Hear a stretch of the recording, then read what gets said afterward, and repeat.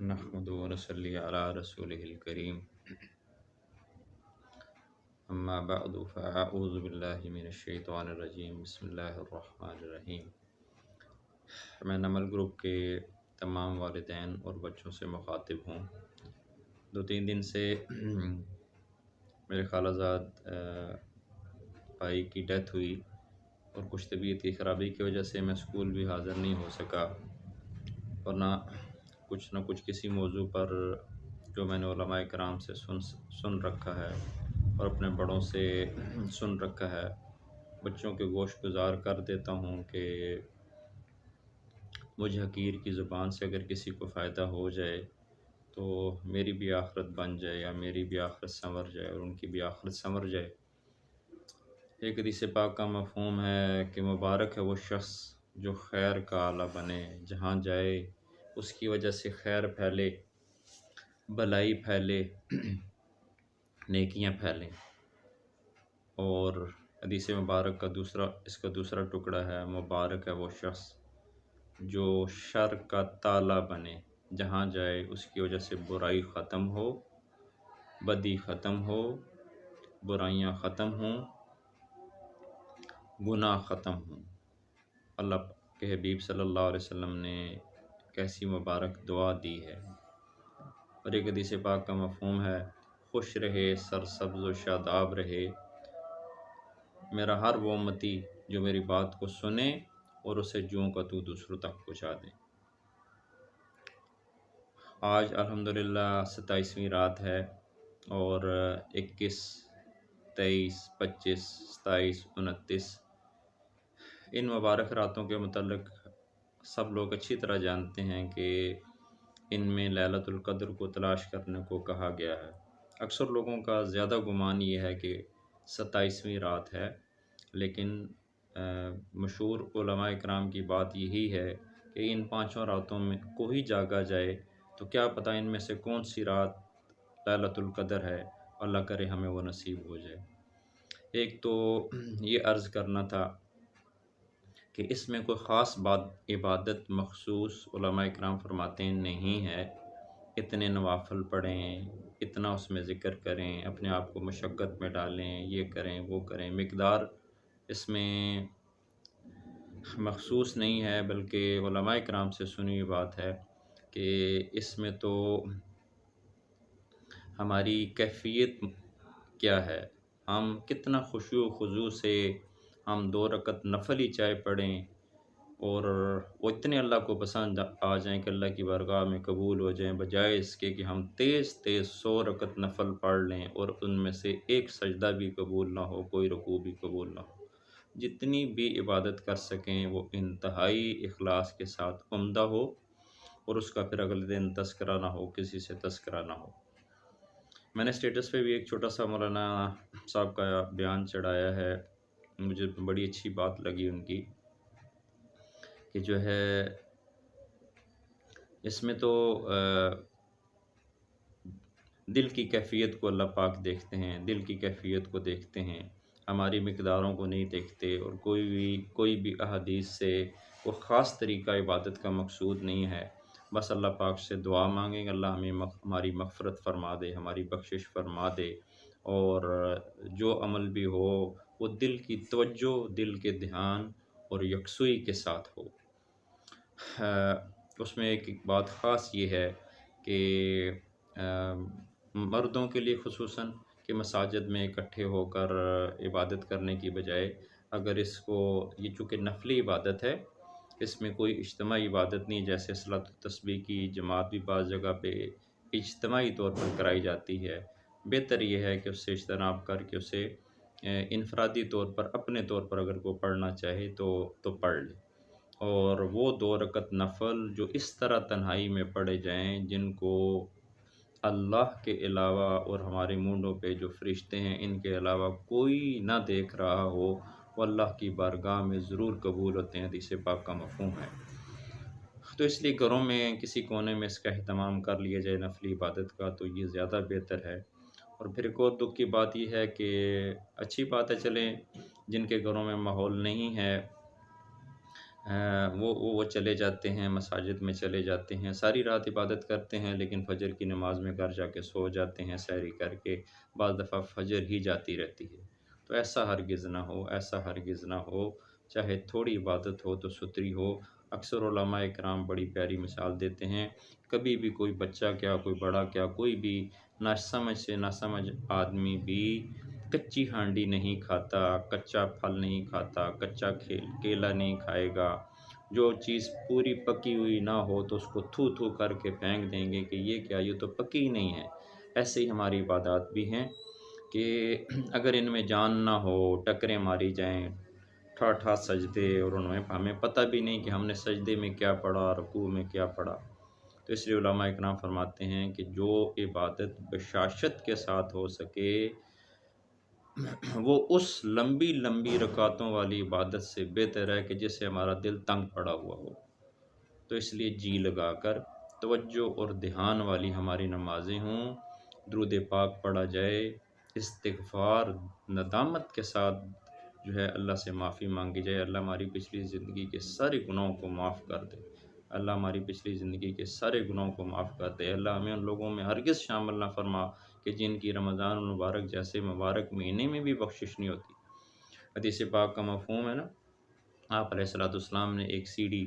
پر قدم رکھا، ممبر کی سیڑھی پر قدم رکھا، فرمایا کہ آمین، پھر دوسری سیڑھی پر قدم رکھا، پھر فرمایا آمین، پھر تیسری سیڑھی پر قدم رکھا، پھر فرمایا آمین۔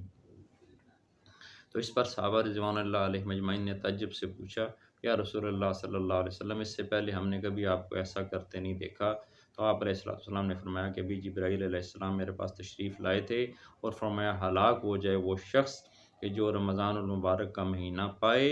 اور پھر بھی اس کی بخشش نہ ہو۔ یعنی یا تو وہ روزہ رکھ کے بھی کوئی نہ کوئی حرام کام میں مبتلا ہے، نہ ویڈیو فلمیں چھوڑتا ہے، نہ کوئی گناہ چھوڑتا ہے، نہ ٹی وی کیبل بند کرتا ہے، اور نہ جھوٹ بولنا چھوڑتا ہے، یا کوئی ایسا کسی ایسے گناہ میں مبتلا ہے کہ جس میں علماء اکرام فرماتے ہیں کہ جو ہے وہ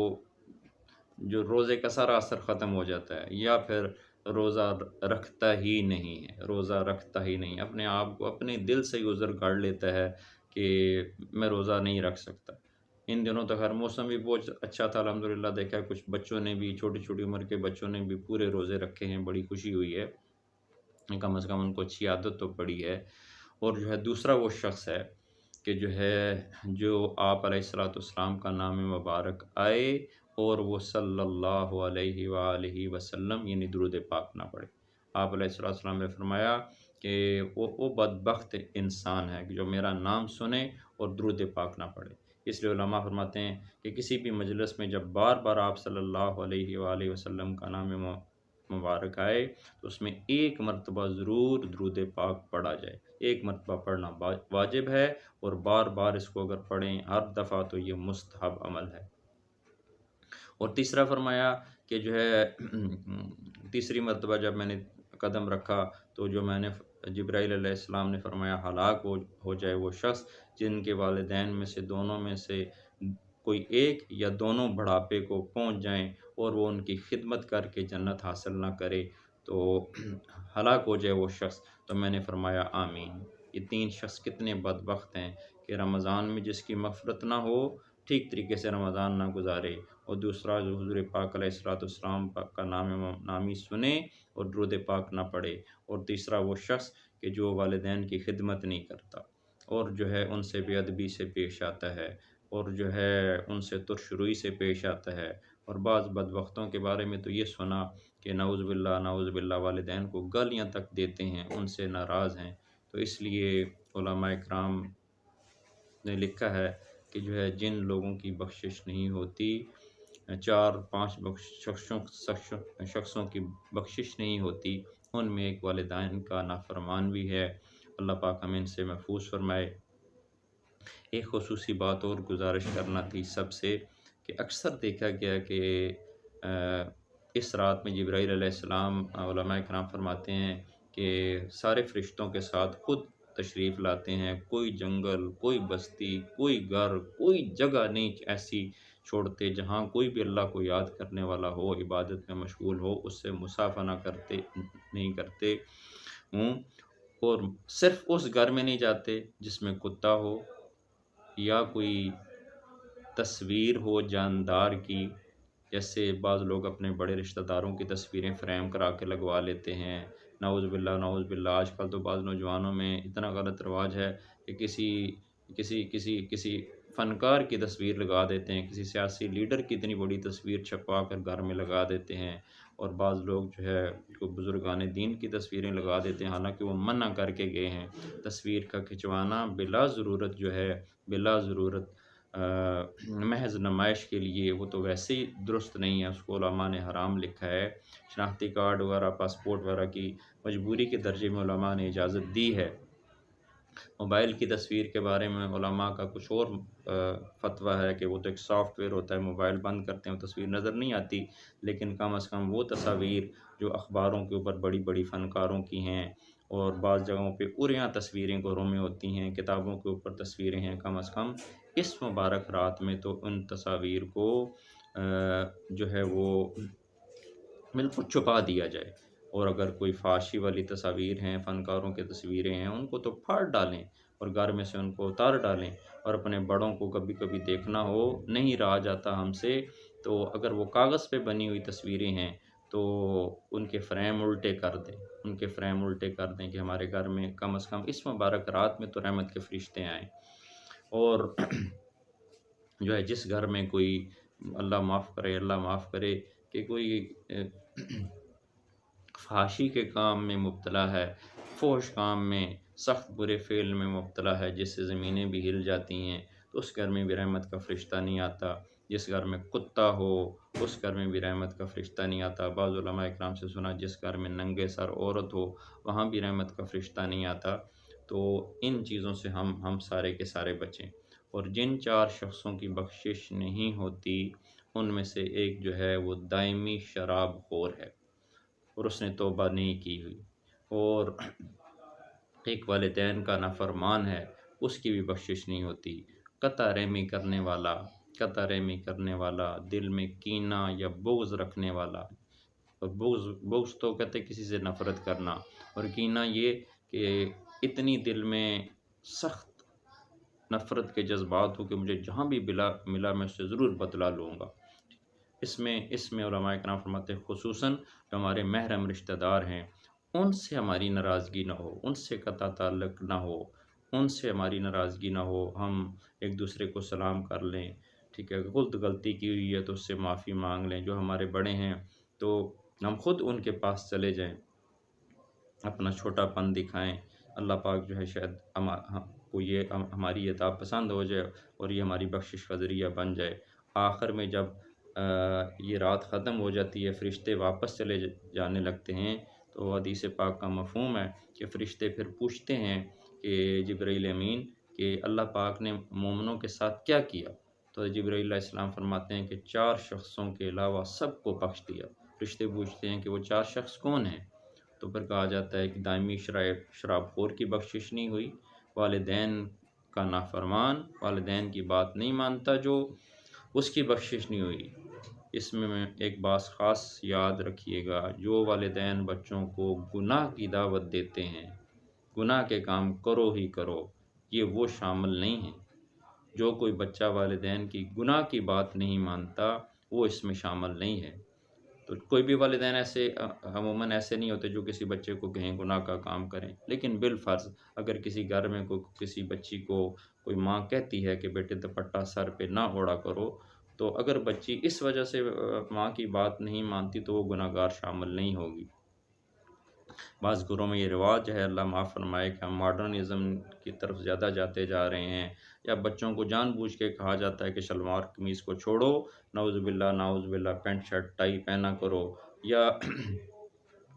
یوں ایسے کام کیا کرو، داڑھی مت رکھو، تمہیں لوگ کہیں مولوی نہ کہنے لگ پڑیں۔ اگر والدین گناہ کی طرف مائل کرتے ہیں تو پھر ایسے والدین کی اطاعت جائز نہیں۔ لا طاعت المخلوق لمعصیت الخالق، کہ مخلوق کی اطاعت اللہ کی نافرمانی کے ساتھ جائز نہیں ہے۔ ان میں والدین بھی ہیں، اللہ میری کمی بیشی کو معاف فرمائے، کم از کم گناہ میں والدین کی اطاعت وہ نہیں ہے، لیکن ان کی پھر بھی بے ادبی نہ کرے، اور ان کی گناہ کی بات کو نہ مانے، لیکن جو ہے ادب کے ساتھ ان کے ساتھ پیش آتا رہے، تو وہ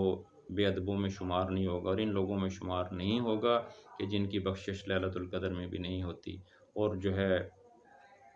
کینہ رکھنے والا، آپس میں قطع تعلقی جیسے ہمارے یہاں ہو جاتی ہے، خالہ سے ناراض، پھوپھی سے ناراض، ماموں سے ناراض، بھائی سے ناراض، بہن سے ناراض، رشتوں کی وجہ سے ناراضگیاں، اور جو ہے زمین کے جھگڑوں کی وجہ سے ناراضگیاں، یہ ساری کی ساری چیزیں یہاں ہی رہ جائیں گی، لیکن ہمارے عمل قبول نہیں ہوں گے۔ فرمایا جو کسی مسلمان سے 3 دن تک چھوٹ چھٹاؤ رکھے، اس کے ساتھ بات نہ کرے، قطع تعلق یہ رکھے، اس کی نماز اتنی بھی سر سے اوپر نہیں جاتی کہ جتنا ایک بارش جتنی بھی سر سے اوپر نہیں جاتی، اور جو ہے اس کا کوئی عمل اللہ کے ہاں قبول نہیں ہوتا۔ اس لیے ہمیں اللہ پاک سے گڑ گڑا کر معافی مانگنی چاہیے۔ جو لوگ ان گناہوں میں مبتلا ہیں، سب سے پہلے تو وہ اللہ سے معافی مانگیں، اللہ آئندہ کے بعد ہم یہ گناہ کبھی نہیں کریں، کبھی نہیں کریں۔ اللہم انی اتوب الیک لا اجد الیہا ابدا۔ اے اللہ میں ایسی توبہ کرتا ہوں، ایسی توبہ کرتا ہوں کہ میں آج کے بعد کبھی گناہ نہیں کروں گا۔ اس کو توبہ کہتے ہیں۔ اس کو توبہ نہیں کہتے کہ ٹی وی کے سامنے بیٹھے ہوئے ہیں، ڈرامے دیکھ رہے ہیں، ہاتھ میں تسبیح اٹھائی ہوئی ہے، اور یہ کہتے جا رہے ہیں توبہ توبہ توبہ، یا اللہ معاف کریں، یا اللہ معاف کریں، یا اللہ معاف کریں، یا اللہ معاف کریں۔ بیٹھے ٹی وی کے سامنے ہیں، بیٹھے کیبل کے سامنے ہیں، اور توبہ توبہ ہو رہی ہے۔ علماء اکرام فرماتے ہیں اس توبہ پر بھی توبہ کی ضرورت ہے۔ اللہ ہمیں معاف فرمائے، اللہ تعالی ہمیں معاف فرمائے۔ اس لیے توجہ دھیان کے ساتھ عبادت ضرور کی جائے۔ میں اکثر کہا کرتا ہوں، ساری رات عبادت کرتے ہیں، ایک غلطی یہ کرتے ہیں کہ صبح کی نماز قضا کر دیتے ہیں، اور دوسرا یہ کہ ہر عمل کے بعد، ہر مشقت کے بعد مزدوری مانگتا ہے۔ ہر آدمی دفتر جاتا ہے، پھر مہینے بعد اسے تنخواہ کی ضرورت ہوتی ہے، ہر آدمی کام کرتا ہے، اس پر اجرت مانگتا ہے، تو ساری رات عبادت کرتے ہیں، لیکن بس ذرا سے ہاتھ اٹھائے اور آمین، بس اتنی سی دعا مانگ لیتے ہیں۔ فرمایا کہ 3 حصے کر لیں، ذکر، تلاوت جس میں درود شریف بھی ہے، اور کلمہ طیبہ بھی ہے، اور تیسرا کلمہ بھی ہے۔ جو کسی نے وظائف بتائے ہوئے ہیں وہ عبادت کریں، درود پاک پڑھیں، استغفار خوب جی لگا کر اللہ پاک سے اپنے گناہوں کی معافی مانگیں، اللہ پاک ہمارے گناہوں کو معاف کر دے، اور جو ہے سارے اپنے گناہوں کو سامنے رکھتے ہوئے، کیونکہ ہر بندے کو اپنے گناہ خود پتہ ہوتے ہیں، کسی اور کو نہیں پتہ ہوتے، تو اس لیے سارے گناہوں کو سامنے لا کر اللہ سے معافی مانگیں کہ اللہ ایک بھی گناہ میرا اگر تیری بارگاہ میں باقی رہ گیا، معاف نہ ہوا، میرا جنت میں جانا محال ہے، اے اللہ تو مجھے بھی معاف کر دے اور پوری امت کو بھی معاف کر دے۔ گناہوں کی معافی مانگ کر اس کے بعد جو ہے استغفار اس نیت کے ساتھ کر کے، اور پھر درود شریف پڑھ کے، اور جتنی آپ نے عبادت کی، جتنا آپ نے ذکر کیا، جتنا آپ نے نوافل پڑھے، اتنی دعا مانگیں۔ دعا کو بھی عبادت کہا گیا ہے۔ دیکھا یہ گیا ہے کہ لوگ لمبی لمبی نفلیں پڑھیں گے، لمبی لمبی تسبیحیں پڑھیں گے، لیکن جب مانگنے کا وقت آتا ہے تو اس وقت پھر فٹافٹ کہتے ہیں جب تو ٹائم ہی ساری کا قریب آ چکا ہے، تو اپنے وقت کو تقسیم کر لیا جائے، اپنے وقت کو تقسیم کر لیا جائے۔ اس میں ہم اب استغفار کے لیے دعا مانگیں تو اس کی بھی دعا مانگیں کہ اللہ تو نے مجھے حضور صلی اللہ علیہ وسلم کا امتی بنایا تھا، آپ علیہ الصلوۃ والسلام نے دین کی خاطر تو کتنی قربانیاں برداشت کیں، آپ علیہ الصلوۃ والسلام کو دین کی خاطر ستایا گیا، لہو لہان کیا گیا، برداشت کیا گیا، میرے سامنے تیرے نبی کا دین مٹتا رہا اور میں ٹس سے مس نہ ہوا، میری زبان تیرے نبی کے دین کے لیے استعمال نہ ہو سکی، میرے قدم تیرے نبی کے دین کے لیے استعمال نہ ہو سکے، میرا دل دماغ تیرے نبی کے دین کے لیے استعمال نہ ہو سکا، اے اللہ میرے اس جرم عظیم کو بھی معاف کر دے۔ اور پوری دنیا میں جتنے مسلمان بستے ہیں ان کے ذمے 2 کام تھے، ایک یہ تھا کہ خود دین پر عمل کرنا، اور ایک یہ تھا کہ دین کو دوسروں تک پہنچانا۔ کسی درجے میں مسلمان خود تو دین پر چل رہے ہیں، نمازیں تو پڑھ رہے ہیں، روزے تو رکھ رہے ہیں، ذکر عبادت تو کر رہے ہیں، لیکن دین دوسروں تک پہنچانے کی محنت کو نعوذ باللہ فضول سمجھتے ہیں۔ اس لیے میں عالم نہیں ہوں،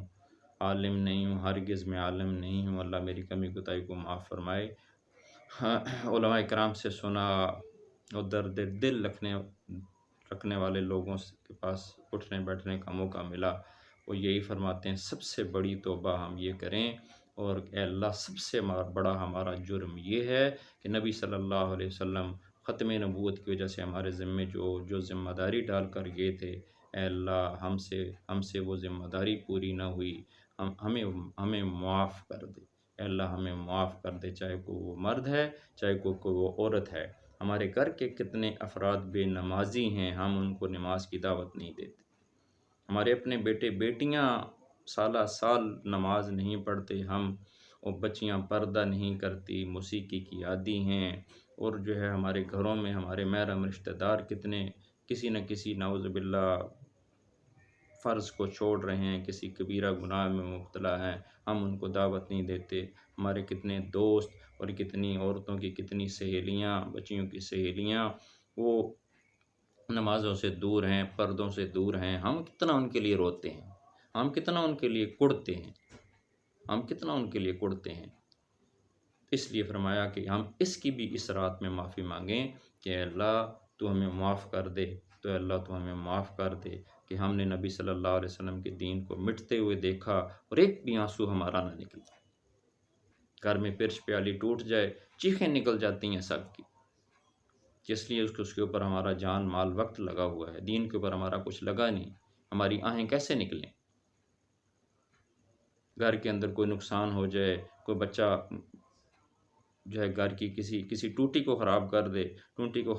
کہ اس میں سے پانی لیک ہونے لگ پڑے، اس کی تو اتنی ٹھکور ہوتی ہے کہ بیچارہ کتنے دن وہ ملتا رہتا ہے، چیختا رہتا ہے۔ گھر کا کوئی نقصان کر دے، پرش پیالی توڑ دے، اور جو ہے کوئی نقصان کر دے، تو اس پر تو ہماری آہیں نکلتی ہیں، لیکن ہم دین کو مٹتا ہوا دیکھ رہے ہیں، اپنی آنکھوں سے دیکھ رہے ہیں، اس پر ہماری آہیں نہیں نکلتی، اس پر ہمارے آنسو نہیں نکلتے، اس پر کوئی بھی سوچ بچار نہیں کرتا۔ ابھی آپ دیکھ لیجئے گا مسجدیں بھری ہوئی ہیں، لوگ کچھ نہ کچھ کسی درجے میں جن کو اللہ نے توفیق دی ہے آ رہے ہیں، عید کے دن ہی مساجد خالی ہو جائیں گی۔ چند ایک وہ نمازی جن میں تھوڑا سا ماحول ہے، بس وہی صرف مسجدوں میں نظر آئیں گے، حتیٰ کہ رونا آتا ہے کبھی کبھی۔ اللہ تعالیٰ کمی بیشی کو معاف فرمائے، اللہ کمی بیشی کو معاف فرمائے کہ اعتکاف والے بھی بیچارے 10 دن رو رو کر عبادت کرتے ہیں، جب ان کو اٹھا کے گھر لے جایا جاتا ہے عشاء میں باجماعت نماز کے لیے، شاذ و نادر ہی پہنچتے ہیں۔ عید کے بعد پھر وہ لوگ بھی نظر نہیں آتے، 10 دن اعتکاف بیٹھے، شاید اللہ پاک کسی کے دل کو بدلتے تو وہ پھر مسجد میں نظر آتا ہے، اس کی بھی پھر 5 وقت کی نماز پتہ نہیں کدھر چلی جاتی۔ تو یہ سارا اس لیے ہے کہ ہم نے دین کی محنت کو چھوڑ دیا۔ مسلمان صرف عبادت کو اپنا مقصد سمجھتا ہے، لیکن حضور صلی اللہ علیہ وآلہ وسلم کی ختم نبوت کی وجہ سے جو اللہ پاک نے ہمارے اوپر دین کی محنت کی ذمہ داری ڈالی ہے، نہ تو اس کو کوئی کرنے کے لیے تیار ہے، اور نہ اسے نہ کرنے پر استغفار کے لیے کوئی تیار ہے۔ تو میری سب سے گزارش ہے بچوں کے اندر بھی یہ جذبہ پیدا کریں، ہمارا ہر بچہ دین کا داعی ہو، وہ دوسروں کو دین سکھانے والا ہو، جیسے حضور صلی اللہ علیہ وسلم کے زمانے میں تھا۔ عیسائیوں کے بچے پوری عیسائیت کی پریچنگ کرتے ہیں، تبلیغ کرتے ہیں، دوسروں کو یہ بات اپنی عیسائیت کی پوری سمجھاتے ہیں، لیکن ہمارا مسلمان بچہ دوسروں کو دین کی بات نہیں بتاتا۔ ہم نے اسے تیار ہی نہیں کیا، ہم نے اسے سمجھایا ہی نہیں، وہ کیسے بتائے۔ اسی طرح جو ہے ہمارے بڑوں کے بھی یہ جذبات نہیں ہیں، پڑھے لکھوں کے بھی یہ جذبات نہیں ہیں، یہ غم نہیں ہے، یہ فکر نہیں ہے کہ ہم سے بھی کہیں اس کی پوچھ نہ ہو۔ ہم یہ سمجھتے ہیں کہ یہ صرف علماء کا کام ہے، یہ صرف علماء کا کام ہے، یہ صرف کسی مخصوص جماعت کا کام ہے، ہر کسی کا کام نہیں ہے۔ یا شیطان نے اس دھوکے میں ڈالا ہوا ہے تو خود تو عمل کرتا نہیں ہے، تو تجھے کیا ضرورت ہے دوسروں کو کہنے کی؟ ہرگز ایسی بات نہیں ہے، ہرگز ایسی بات نہیں ہے۔ علماء اکرام فرماتے ہیں کہ دیکھیں جب باپ سگریٹ پیتا ہے تو بچے کو تو روکتا ہے کہ دیکھ مجھ سے غلطی ہو رہی ہے، تو کیوں سگریٹ پی رہا ہے؟ اگر وہ یہ سوچ کے کہ میں سگریٹ پیتا ہوں تو مجھے کیا ضرورت ہے بچوں کو روکنے کی، پینے دو ان کو بھی، تو کتنا بڑا مجرم کہلائے گا۔ بالکل ایسے ہی ہے، اگر بالفرض کوئی والدین کسی وجہ سے نماز میں سستی کرتے ہیں، کم از کم اپنی اولاد کو تو نماز کا عادی بنائیں۔ اگر بالفرض کوئی والدین خود اپنی زندگی میں قرآن پاک نہیں پڑھ سکے، وہ اپنی بچوں کو تو قرآن پاک ضرور اچھا پڑھائیں کہ ان کی وجہ سے، بچوں کی وجہ سے ان کی بھی بخشش ہو جائے گی۔ ایسے ہی ہماری جو ہے یہ سوچ ہو، یہ فکر ہو کہ ہم میں سے ہر ایک